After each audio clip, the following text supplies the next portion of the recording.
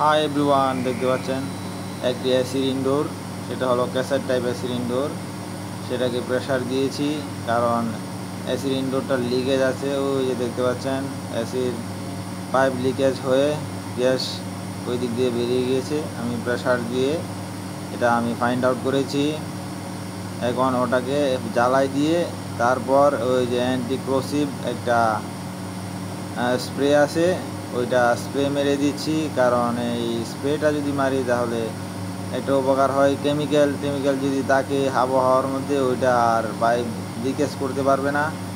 সেই জন্য আমি অ্যান্টিকোরসিভ মেরে দিচ্ছি। এটা বাজারে কিনতে পাওয়া যায়, খুবই রেয়ার, অনেক সময় পাওয়া যায় না। এটা ঢাকার ভিতরে অনেক